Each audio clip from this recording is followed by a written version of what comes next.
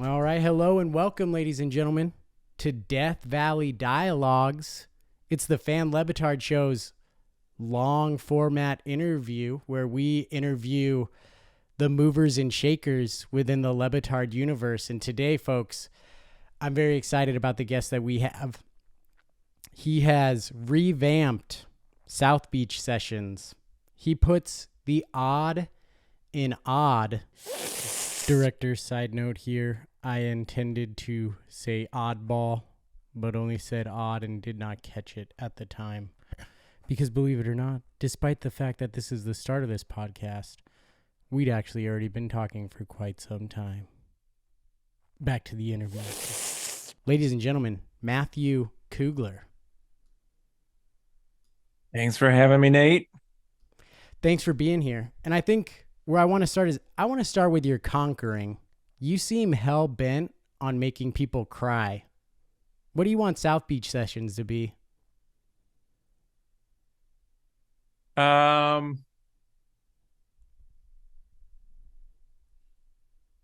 tell you what I told Dan when I was first interviewing to take over South Beach Sessions, and hopefully fans will understand where I'm coming from in this, and which is that obviously, he's had so many iterations and versions of South Beach Sessions over the years. Art of Conversation, South Beach Sessions has just been on for, 100 episodes plus at this point in some version, and even over that time, it kind of being, a place for Dan to really have one the time, but just the space to do these long form conversations with people that he really respects and appreciates and everything like that.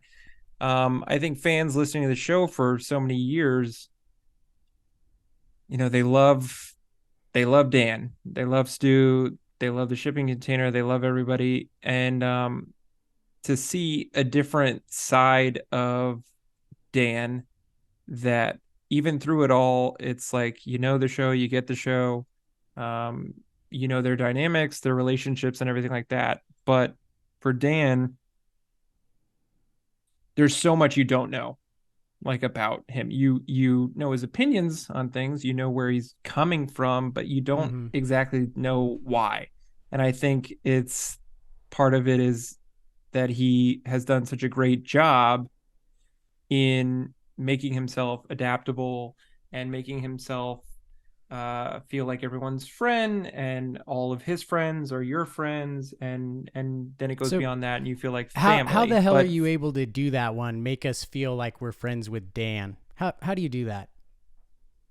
I think really it's having him be more honest and open than he is even on the show, because at some point, um, when it hits that line of, you're like, is this a bit? Is this not a bit? Is it real life? I think for him, and especially on the uh, South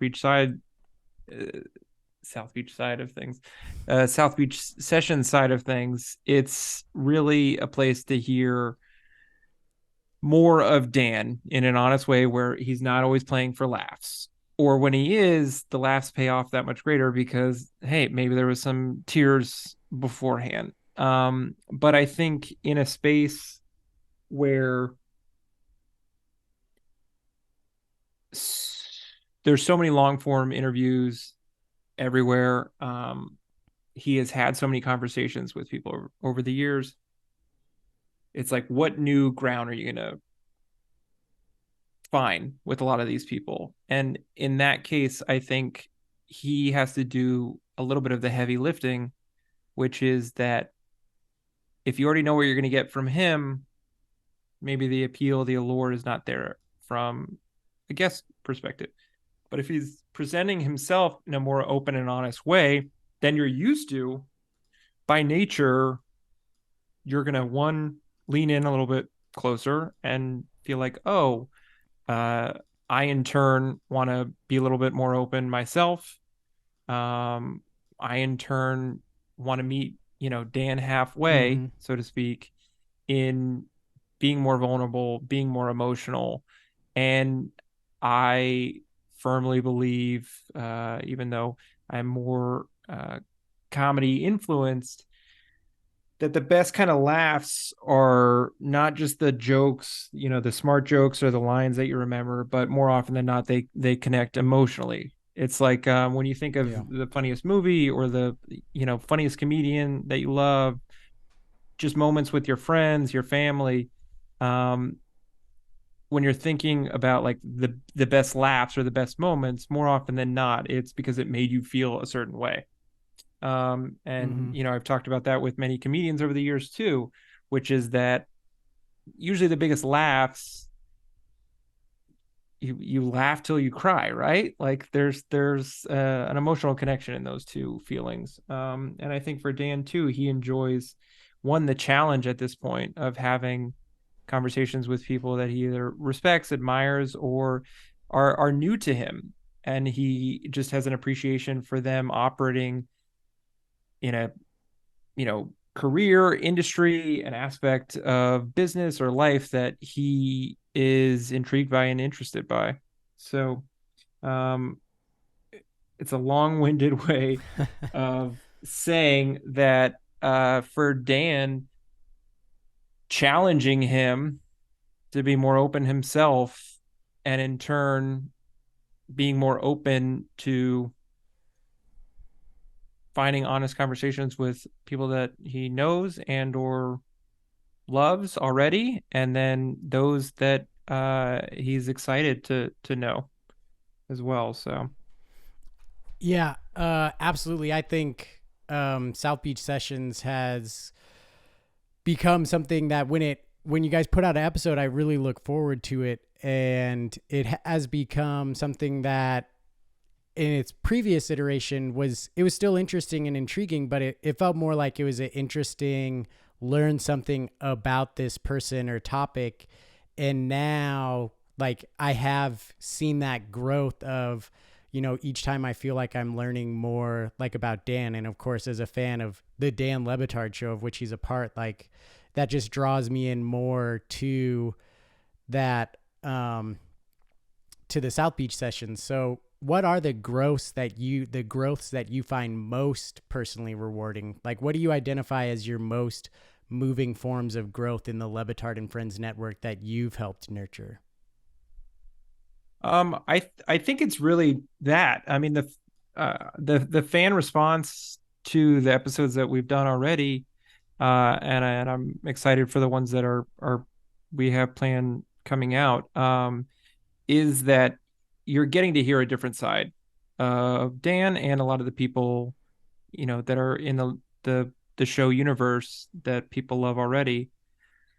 And it's that going back to like the fact that a lot of people have listened to Dan for years and years and years, and yet they're surprised to hear Dan reveal certain things about his experience or just the inner workings of his mind, and beyond just talking about the development of Meadowlark Media and just his leaving ESPN and everything like that. You're actually getting to know him more as a person and as a human.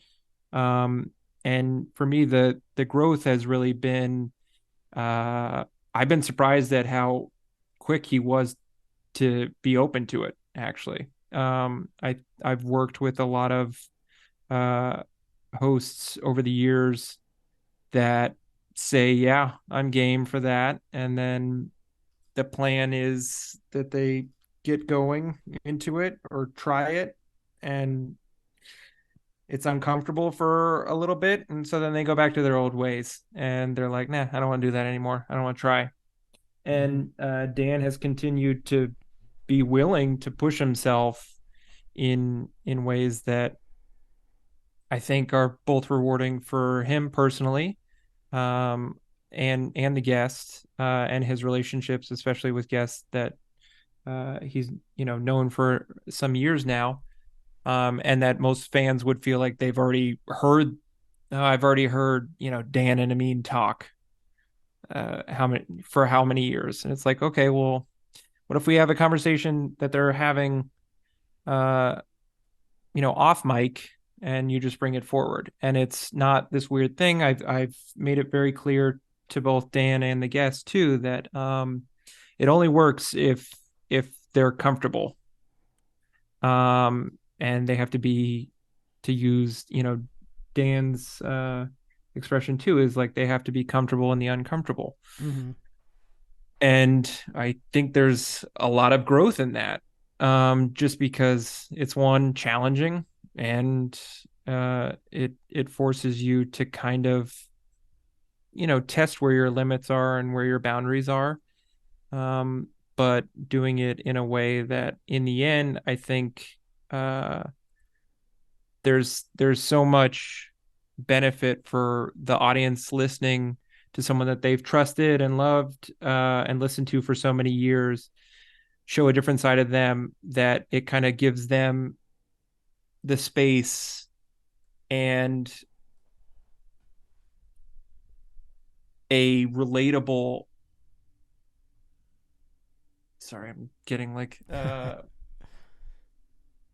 just like to create a space for them to open up themselves Mm-hmm. wherever they may be listening, wherever they may be watching, and reflect on how that may relate to other things they're going through in their life. And yeah, I've truly Mm-hmm. been, I had a huge respect for Dan before, and was a fan of the show. But my feeling, when I met him and said to him in person, was just like, yeah, I'm a fan of yours, and I respect you, and I listen to the show, but I don't know anything about you. And it's like, what? How do you, how? Of course you've listened, but I was like, no. And I think fans are realizing that too. Um, and in that, there's a lot of growth just in general.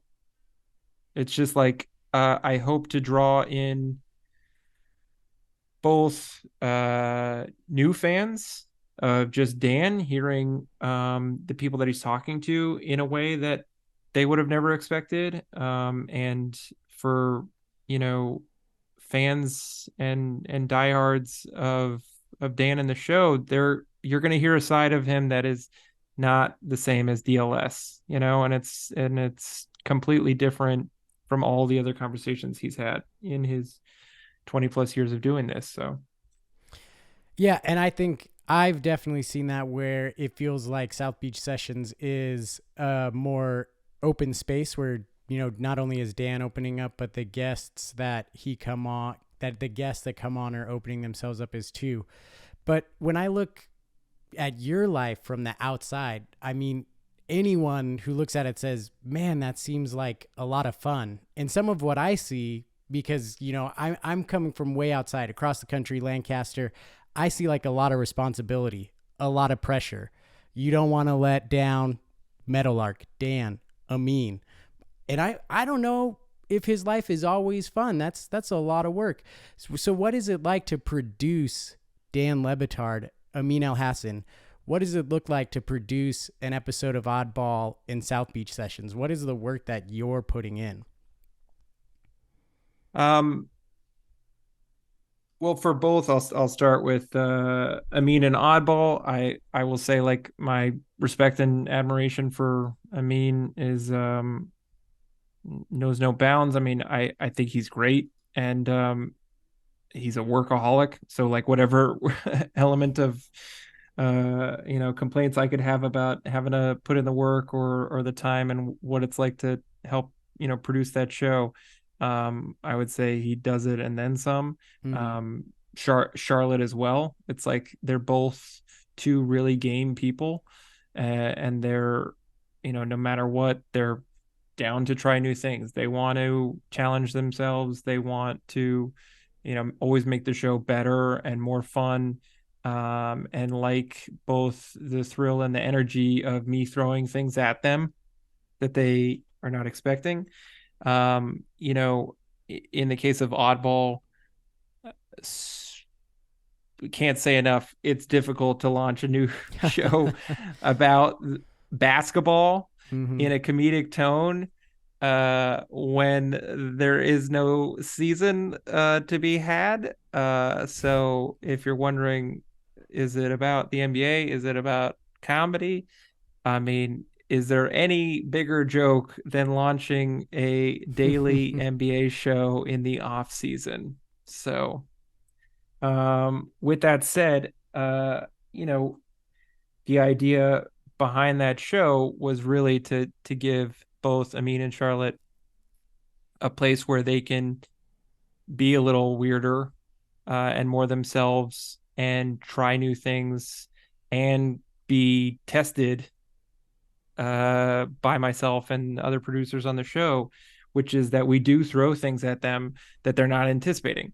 And so to kind of break the mold of the normal sports talk and so many NBA shows like it, where, they're given a take ahead of time. It's like a lot of it is them being fed prompts pretty much in that space, which is just like, all right, you guys are going to talk about what you think about James Harden sticking around in this, with the Sixers.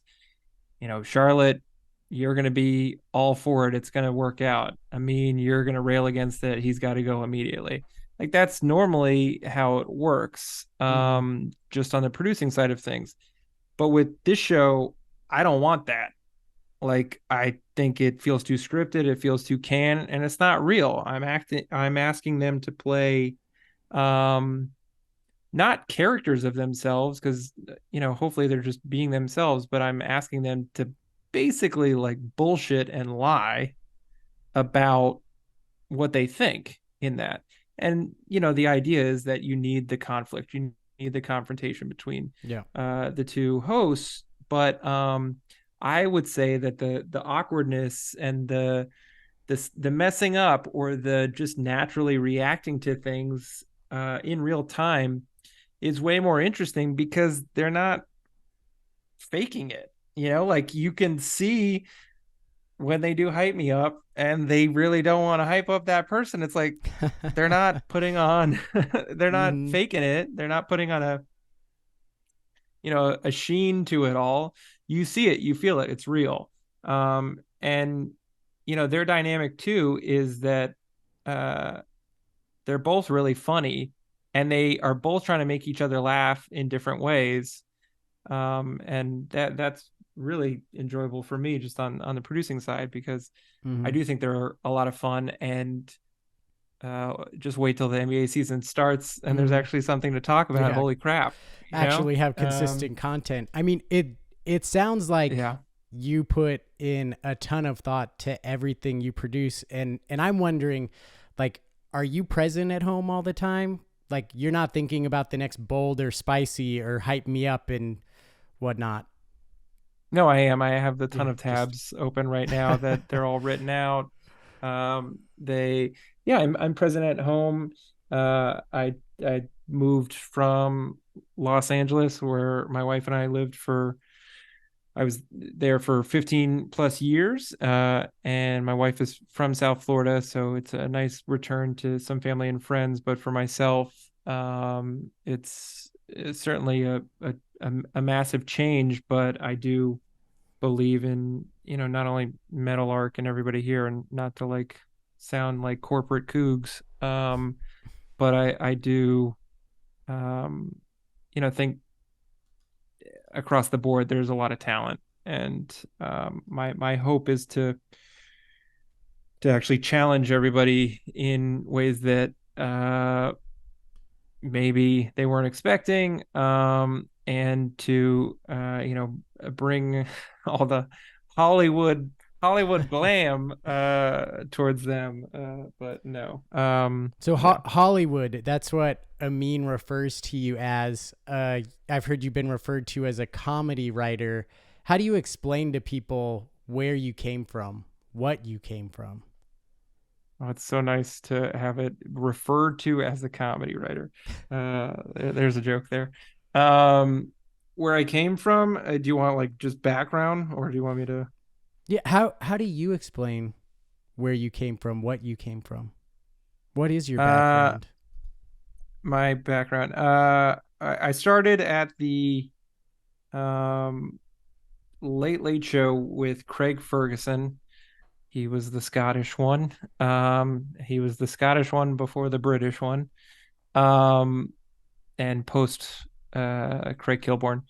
But I started there when I was 20 as an intern, and I was really excited about late night. I'm someone who just, as a kid, grew up in front of the TV, latchkey kid, who was obsessed with all things comedy and not that all things comedy, but and late night in general. But just someone who always really admired, the Lettermans of the world, and loved watching SNL and loved Norm Macdonald, who I got to work with later as well.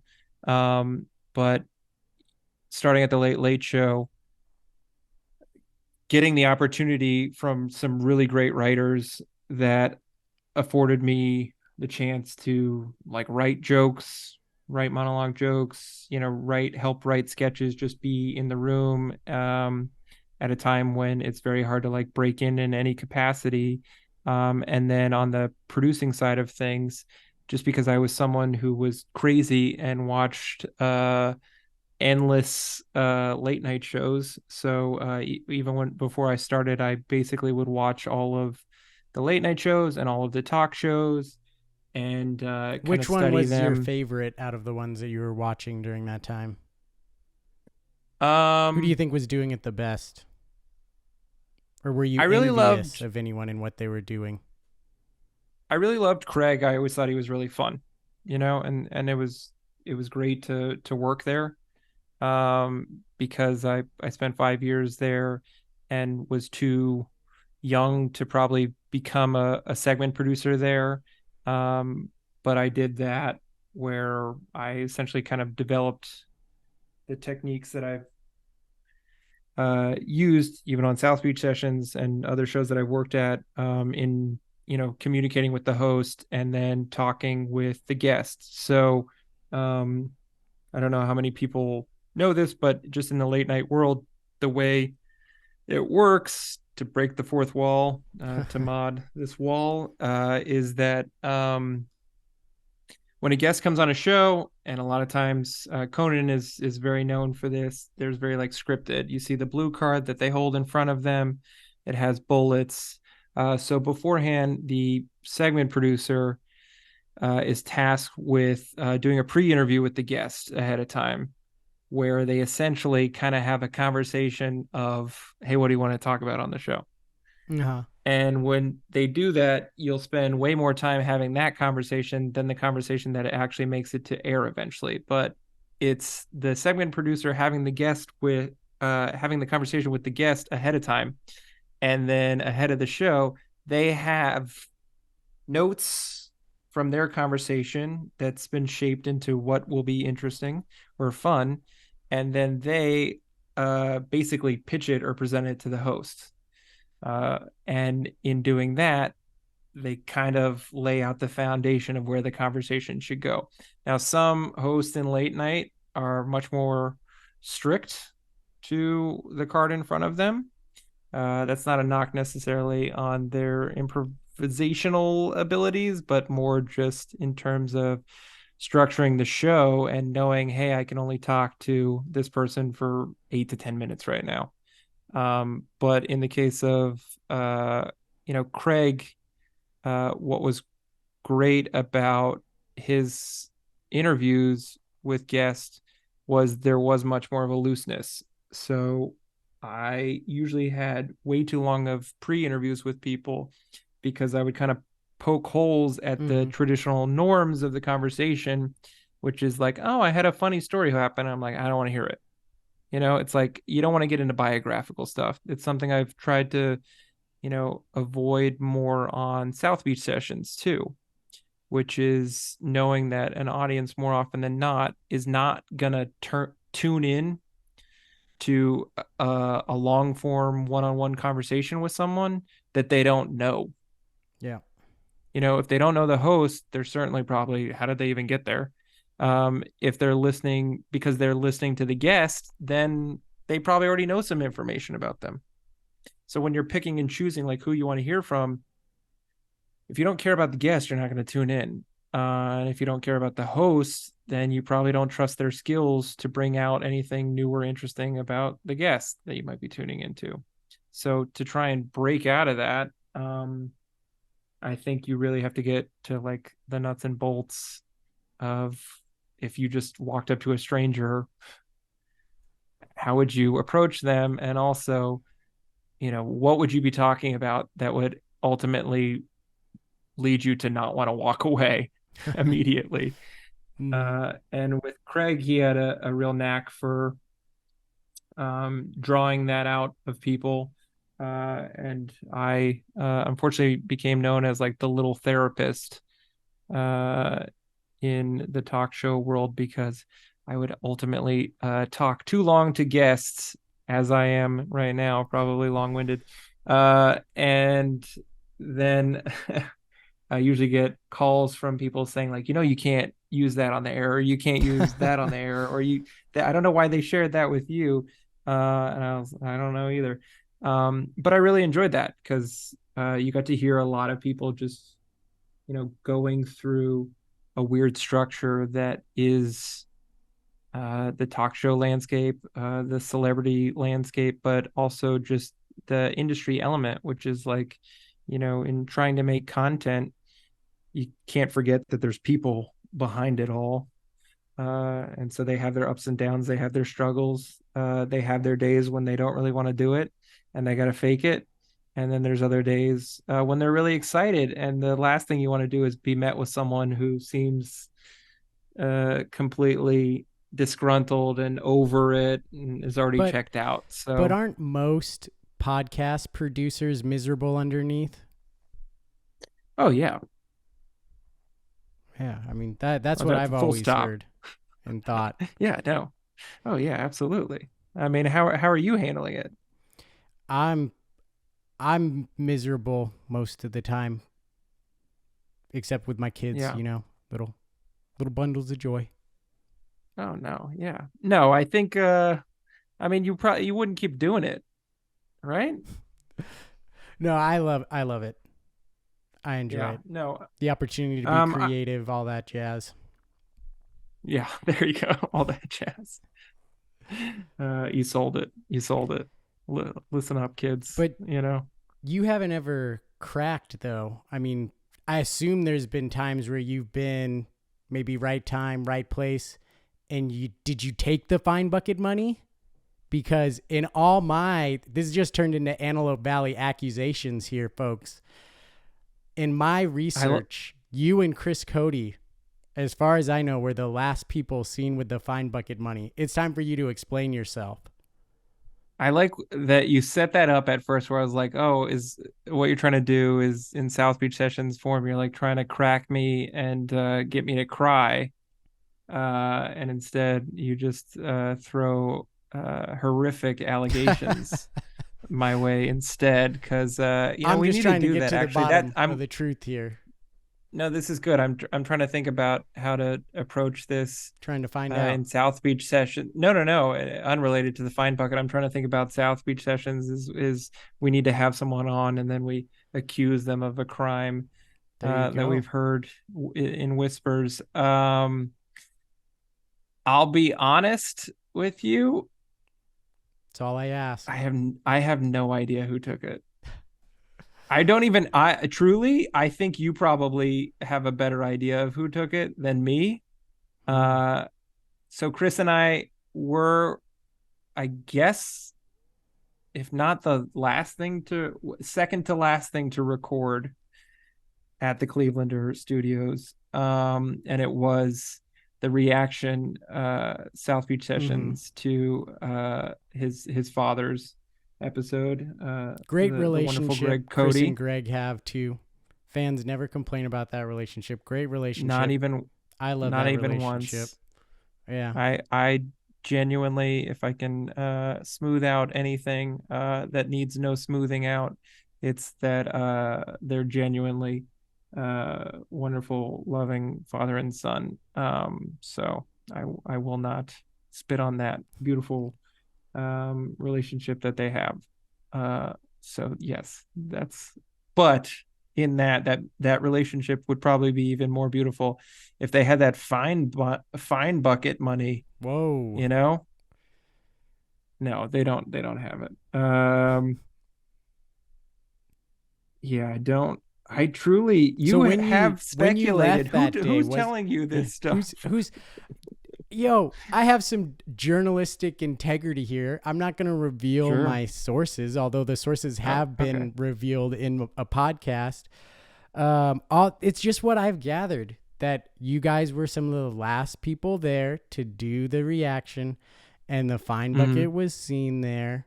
I mean, maybe I could go look at the tape and see. I got to talk to Lewis. I've talked to him a little bit I about know. this I video. was gonna say. He might be my So next go. Lewis. So Lewis and the timetable of in which Lewis implies he saw it last is what? I don't. All I know is Lewis had a video, Oh, oh, so he has and video of who he speculates, but there's no yes, video I of probably need his to. last whereabouts. Yeah, I need to do some more follow up on that. And I like how quickly you gave up your sources too. So. Lewis is not my source for you, sir. I have not given that Oh, up. okay. The Lewis source was Okay. they talked about it on the show, and I connected with him on the gram, and a little back and forth. I don't know. Maybe I'll follow I'll, up and see if I you can't know get what? my hands on this footage. Here's what I'll say. And this is probably going to sound terrible. So I'm going to say it, which Okay. is that my only association with said fine bucket and in those final hours beforehand was saying, "Hey, what are we going to do with the fine bucket?"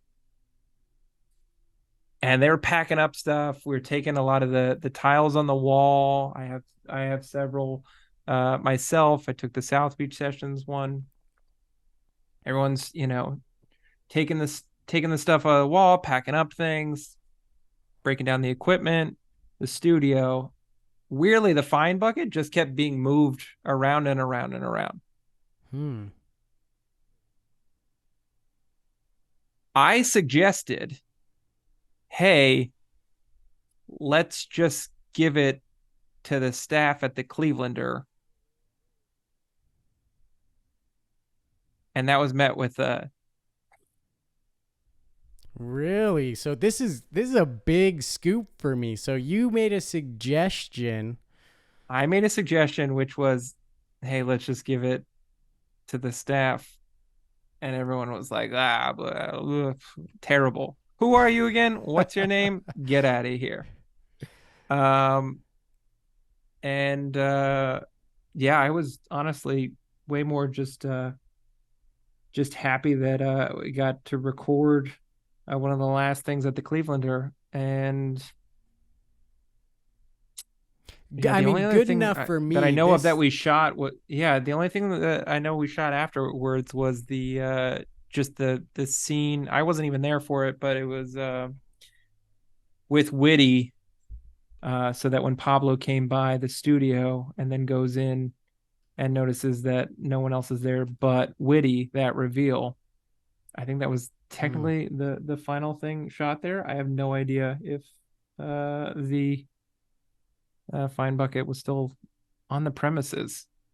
So What's your theory? I know everyone asks, what's your okay, if theory? you want to know And your my theory theory, was if you had to me, ask, that wasn't my which theory. I I'm don't just like. following the threads here, Okay. Kugler. The Okay. threads led me to you, and Okay. I know you're innocent. Story you told, Mm-hmm. it sold me, but I gotta follow the thread where it goes. If I could talk to anybody, who I would talk to is this Mike Jones character who is mentioned on the side. That Mike mentioned. I've heard from other sources that everyone thinks it was a behind the scenes person that took it. Um, and there's been a Mike Jones mentioned. I tried to find out who this Mike Jones is. I Who? think Mike Jones, you know who? Um, I'm from Houston. If I didn't say that, I think I'm not allowed back in the 713 if I didn't immediately say who to Mike Jones. Uh, that's no, Mike Jones is great. No, everyone loves Mike Jones. All okay. all versions of Mike Jones are great. So you're clearing his name too. If I had that was because that's all I know about a behind the scenes, and a implicating comment was made about him on the show. So I mean, maybe someone heard your He comment and actually ended up doing it, and I don't know, didn't follow through, or maybe a Clevelander staffer overheard that comment and was like, "It's ours." I don't know. that's that's also possible. So, Yeah. well, before we wrap up, there's we're in this zone of controversy. So one last staying in this theme. You work closely with Amin. What's this? You got anything on the Amin and Izzy beef? I would be remiss to not throw a question your way. Amin, Izzy. My theory is that was a Uh, bit.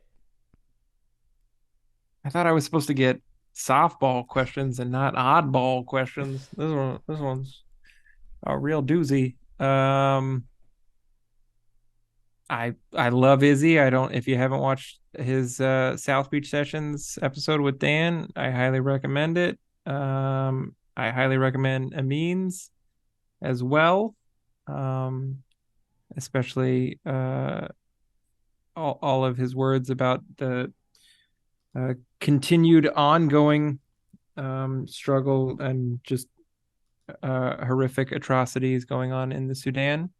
And while I say that, you are now trying to think about how could I derail your question anymore I into know. making it difficult as to answer whether What are we a dead fish in this yeah, you're very pursuit? welcome. If a fight between Amin and Izzy is real, um, I mean it wasn't comfortable for most people.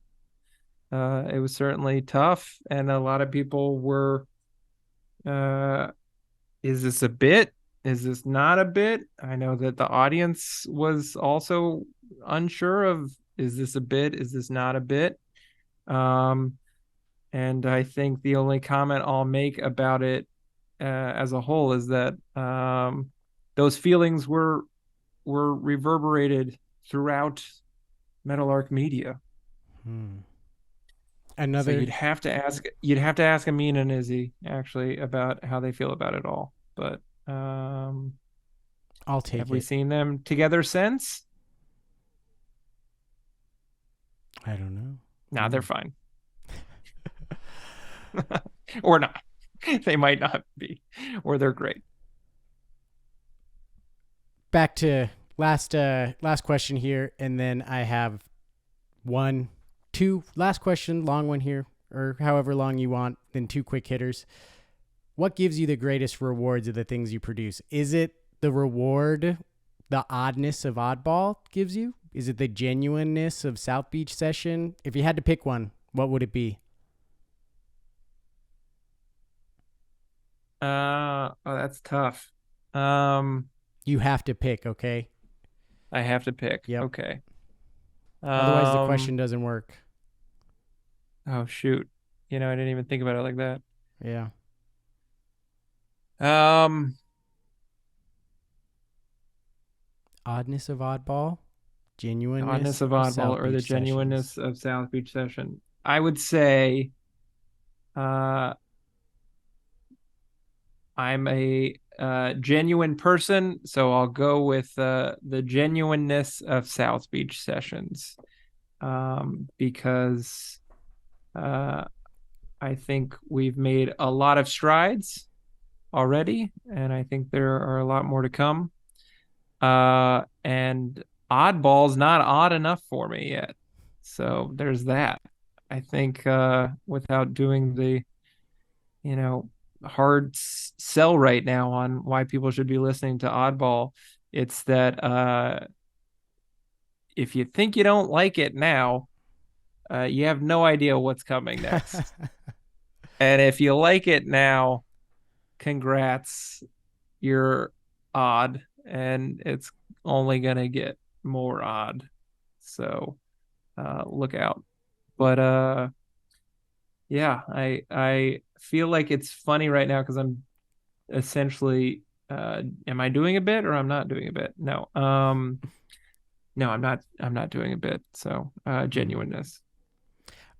Good choice. I mean, I think what you do is really unique. I think you could have picked either of those. If you look across the sports landscape, I mean, I think the genuineness that has been developed in South Beach sessions does feel unique. And the oddness of Oddball feels unique. I know for me personally, I really came to enjoy Oddball at the start of the school year. I had to get hernia surgery Oh no, um, I'm sorry. for I was dealing with like a hernia for like 6 months. Just took a really long time to Okay. get someone to properly diagnose it.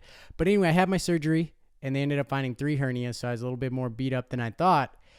And so with our 2 kids, they still sometimes like crawl into the bed, so I couldn't have them like rolling around on me. So I was in another room, and what my bedtime routine became was before I'd go to sleep, I would save Oddball for the end of the day and watch it at night and kind of treat it like a late night comedy sports show. And Oh, nice. over that time, I just really came to appreciate it and looked forward to however you guys were going to approach it that week. And I think just having that, I just came to appreciate everything that you were doing with this show and started to appreciate the uniqueness of it. So, 2 final questions, quick hitters.